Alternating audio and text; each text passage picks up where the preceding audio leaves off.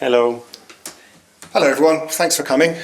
If you have a question, we have mics in the room, so if you raise your hand, we'll come to you. We'll kick off with John Cross in the front here. Hello, Mikel. Hi, John. I was just going to ask you about the opportunities tomorrow night. What an opportunity. I mean, it's, Gary Martinelli has said it's the biggest game of his life. Does it feel the same for you? What can the atmosphere bring? What an opportunity. It does, and you sense it. You sense the energy, the enthusiasm. That is something unique. Probably one of the biggest games that the Emirates have seen since we built it. And full of energy, enthusiasm, and can't wait to play the game tomorrow. It's incredible to think that Arsenal never won this trophy, bearing in mind the success that they've had.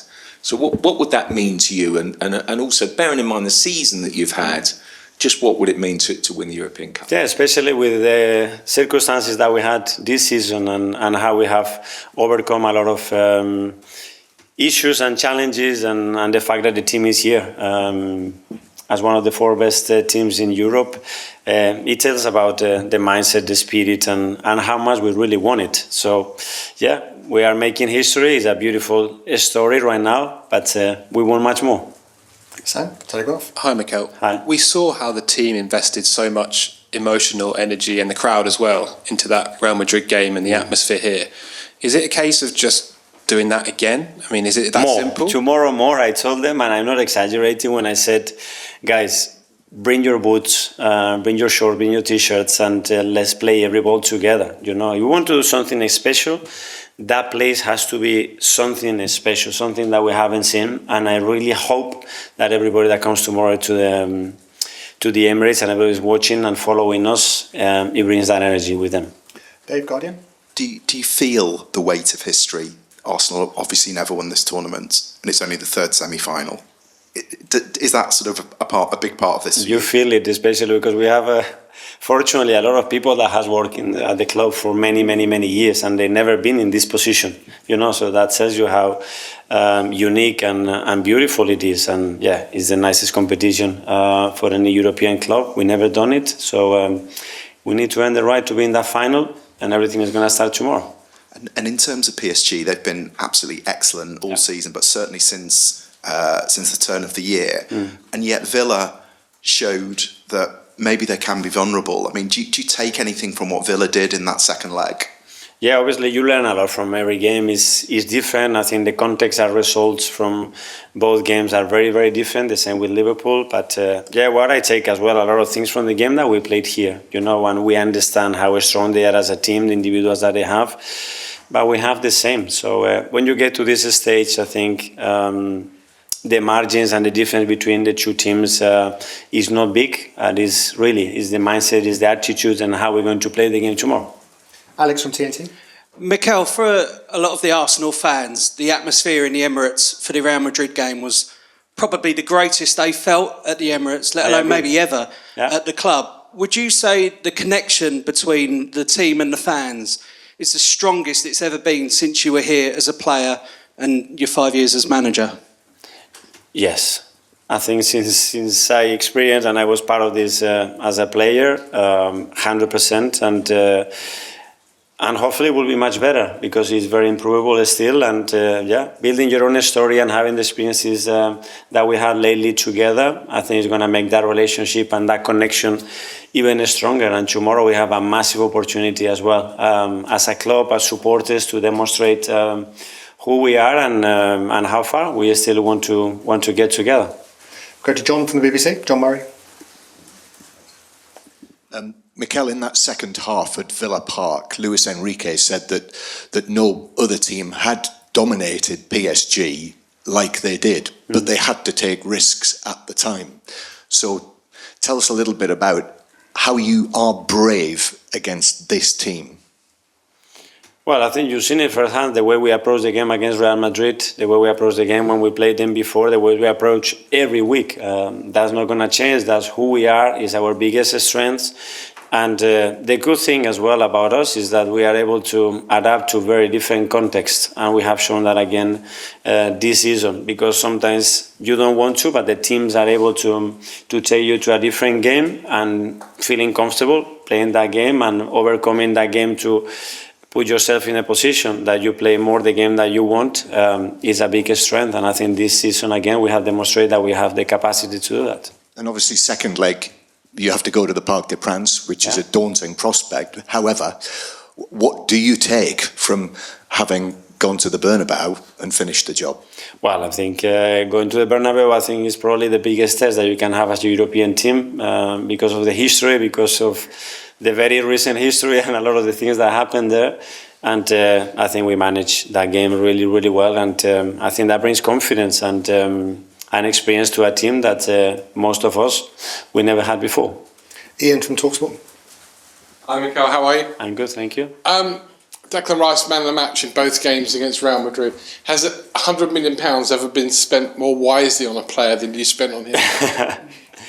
Hopefully when we win a lot of trophies together, we can justify that to ownership and everybody's happy. You know, we are extremely happy to have him. I think, again, he's made a few strides forwards to play with that presence, that determination, and actually to influence the game the way he did in both legs. Really impressive. And we knew that. I think the individuals have to step in these moments. It's a game for players and a game for big players to stand out and make the difference in the game. And the greatest modern-day manager before you, of course, to manage this club, Arsene Wenger, had one shot at winning this trophy against Barcelona in the final. And what would it mean to you to have a shot at bringing home a trophy this club's never brought home before? Incredible opportunity. I mean, we are here to make people happy, to create history, and we are very close. And now we have to take the opportunity and make it happen. James from Sky Sports. Mikel, considering the journey that you've been on with this club, and there has been some really dark days at times, how much pride do you take in the fact you're going to lead Arsenal into a Champions League semi-final? And did you always believe you could take Arsenal to this stage? I hoped and I dreamed and I put all my work effort and the support of a lot of people around the club to achieve it. But those days were necessary. I mean, to a journey to have sense and to achieve what you want to do, you have to learn and you have to go through certain periods to enjoy certain others. And this is where we are right now. And now we have to make the next step.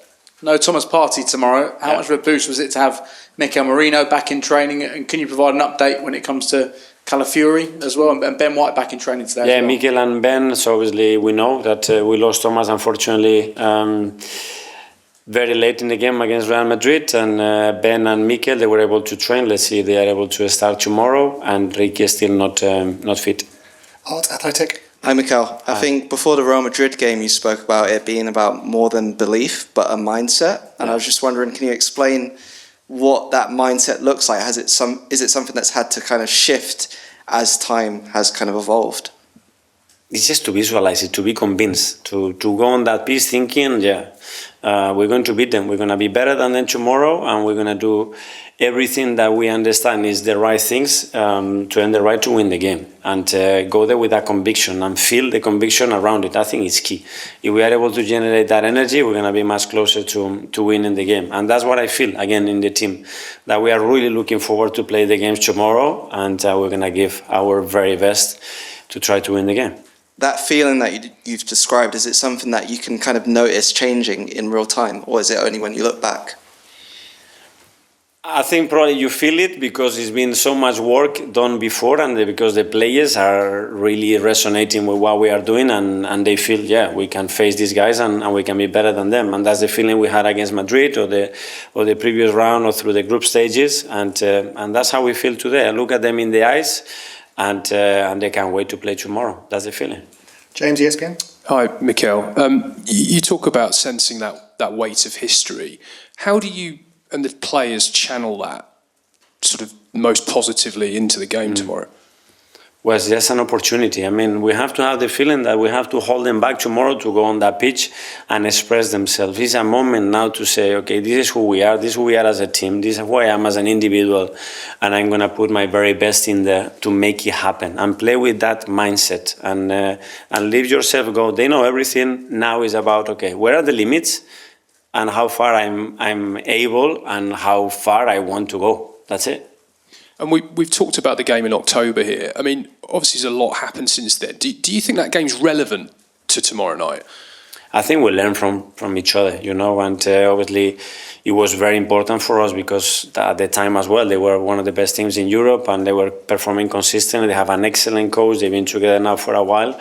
And to put yourself into that category, to that level and say, actually, we can compete and we can beat them, I think was a good preparation I went for what is coming right now. Jordan, son? Hi, Mikel. I think also we've seen it with the English national team and their bid to go and end their run of not winning a trophy, and they talk about the weight of the badge and not being able to shrug that off and forget about the past. How do you do that? How do you shrug off that weight and let players go and play free when... Live the now, the present is where we are. We are so fortunate. We put so much into it to be in the position that we are. We earn it with our work, with our enthusiasm, because we face a lot of challenges and we managed to compete at the highest level for 10 months. So we earn it now. Be present and live the moment. It's a beautiful moment. Let's live it and let's enjoy it. So in this moment, do you avoid talking about the past and what's happened in the past and only today? And for me, it's irrelevant. It's part of our history. We can learn things from that. But the past is the very far past or a very short past as well. And I'm very interested with the short past to understand if that helped the team to be in the position that is today, to use a lot of things to be better tomorrow and win the game. Tom, Football London? Hi, Mikel. I heard the term one club mentioned before when talking about the men's and the women's team at Arsenal. There's a chance that Arsenal could have two teams in a Champions League final this season across those two competitions. Did you take inspiration from yesterday's? Well, women's team has already earned that, and it's been an inspiration. It's been incredible what they've done to achieve it in the manner that they've done it. So again, for us, it's just they're showing the road, the pathway, how we can do it, and how inspiring it is for us because we want to be there as well. James, CBS? Mikel, just leaping back to that game in October, what were the qualities you saw on the pitch that night that you're going to be telling your team to replicate tomorrow night? I love the presence straight away, how we went out there, our body language, the intensity, how aggressive we were. We play with real belief and determination. And when you are facing big opponents, immediately you need to put the game into that context. Hi, Mikel. You seem to be radiating an excitement ahead of tomorrow night's game, which is great to see. How do you protect against that turning into nerves, though, in terms of some of the playing staff? How do you stop that excitement turning into nerves with the occasion right on the horizon? Preparation. I think prepare as well as you possibly can. Make sure that your energy is balanced. Make sure that your understanding of what you have to do is already done. It's time to express yourself out there and enjoy being a footballer and playing in one of the best stages that you can play in world football. Isan Dalimel? Hi, Mikel. With Real Madrid, they obviously caught a lot of attention because of the star players in their team, the fact that they've won the Champions League 15 times. In some ways with PSG, does there need to be a bit of... You need to be careful in some ways because of, despite obviously not having that prestige as Real Madrid did, there's still a good team, and obviously... as a team, they're more together rather than just individual parts, maybe. Yeah, very, very different opposition. I think it's a team that is very well worked, with a lot of detail, with a lot of attention to a lot of things, and understanding why certain things happen in the game. And then, of course, they have the individual talent that we have. If not, we wouldn't be here. Okay, we've got so many hands up. I don't think we're going to get through everyone. So we'll take two more from UK, and then we'll go into a Spanish question, then one question in French, if that's okay. So we'll go with Simon from Mikel, just since that Real Madrid game, for a lot of people, you've become the favourites to go all the way in the competition. Just wonder how that tag sits with you and the players. I think we generated belief that we did it against, again, probably the best opposition that you can face in the competition. And that has generated, I think, enthusiasm and possibilities probably that nobody expected, which is very good. Phil Pierre? Hi, Mikel. I was going to ask a similar thing. So just on that same theme, do you think that Arsenal should be considered the favourites to win the Champions League this year? Well, I think when you look at the history, we go back to the history, no, because we never done it. So there is so much to do. Hopefully, if somebody believes we can do it, it's because of the performances and what is the team transmitting against the big opposition. If that's the case, okay. And a question behind the gentleman here. French, possible? In French, but response in English, yeah. Ok, bonsoir. Hi, Mikel. I work for Le Parisien.